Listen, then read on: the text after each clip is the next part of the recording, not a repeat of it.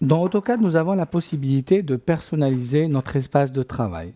AutoCAD se base en premier sur la notion d'espace de travail. Un espace de travail comme celui-là, qui est le dessin 2D, regroupe l'ensemble des rubans, des palettes d'outils, des barres d'état, etc. C'est la manière dont se présente pour moi le logiciel. J'ai la possibilité de changer d'espace de travail par le petit engrenage en bas, en prenant par exemple AutoCAD classique dont on en avait parlé.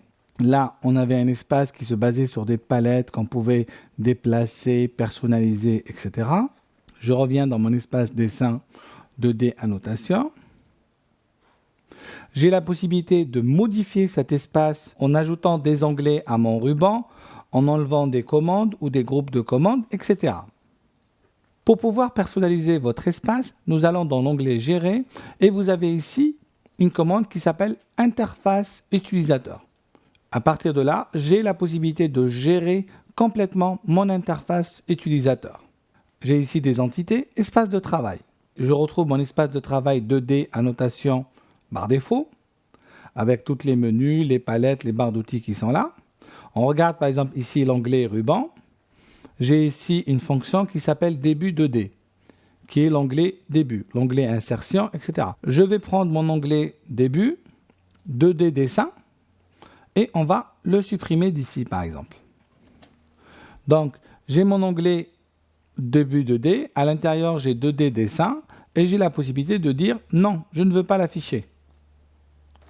Je fais appliquer. On va fermer. On retourne à notre début ici. Et on voit ici que le groupe dessin 2D a disparu. J'en ai pas besoin parce que je connais toutes mes commandes dessin par cœur et je peux tous les rentrer. Pour tracer ligne, je vais tracer L, etc. Pour tracer cercle, je vais faire C. Voilà.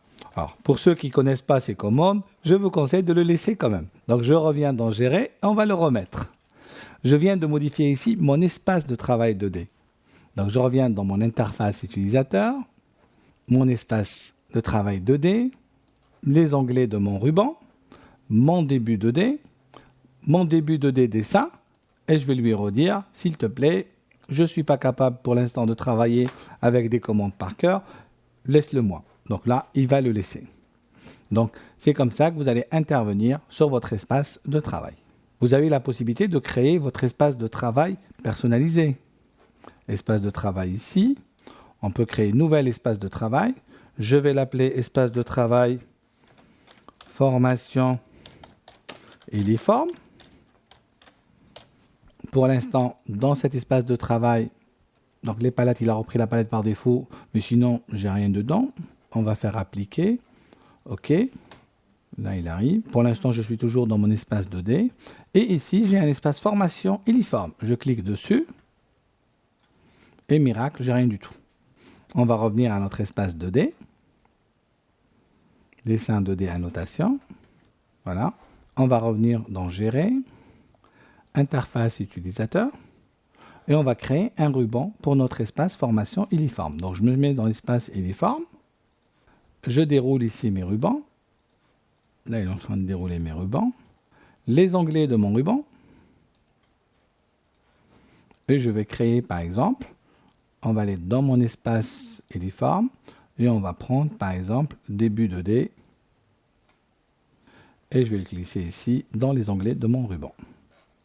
Si j'applique, OK, je bascule dans mon espace formation uniforme. Et ici, j'ai bien en moins le ruban début qui me permet de dessiner. Là, j'ai fait tout le ruban, mais vous pouvez aussi intervenir par groupe de fonctions ou même supprimer des fonctions que vous n'utilisez pas ou des fonctions avancées dont vous n'avez pas besoin. Vous pouvez les supprimer.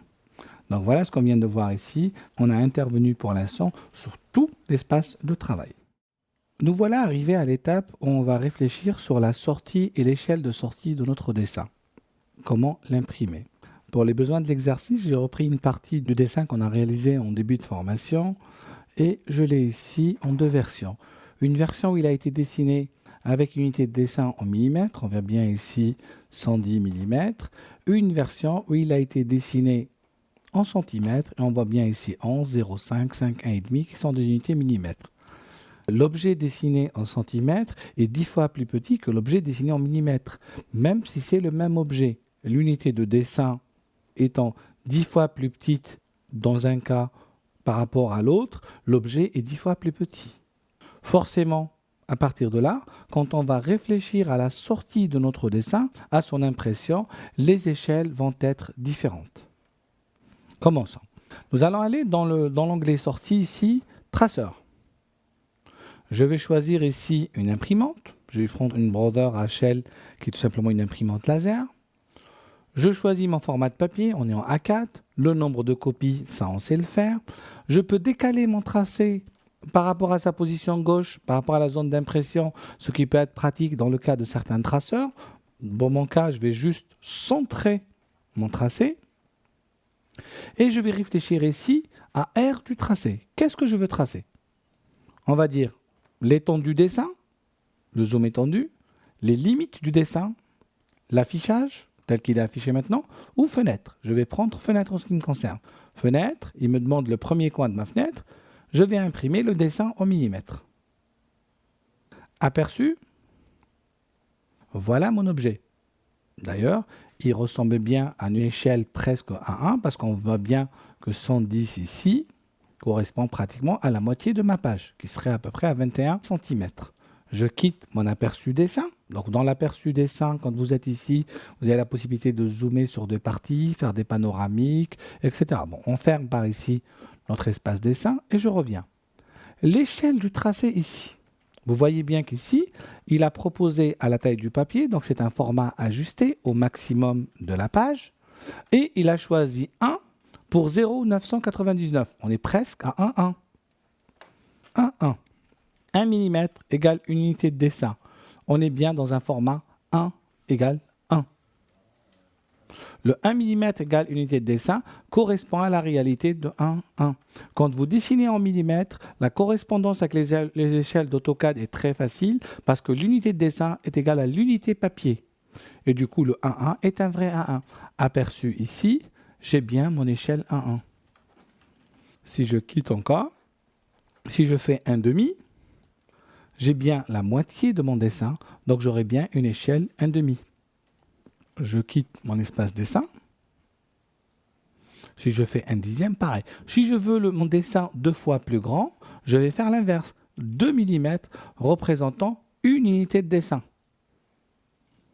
L'échelle 2 pour 1. Le dessin va 2 fois plus grand. Il est plus grand que ma page, ce qui est normal. Je quitte mon aperçu. Et là, tous mes paramétrages sont bons. Je vais revenir à une échelle 1,1. Ici, vous voyez, lui-même, il a calculé l'échelle 1,1. Je suis bien en format paysage. Ici, je peux agrandir ou réduire la palette. On est bien en format paysage. Et on peut lancer notre impression à l'échelle 1,1.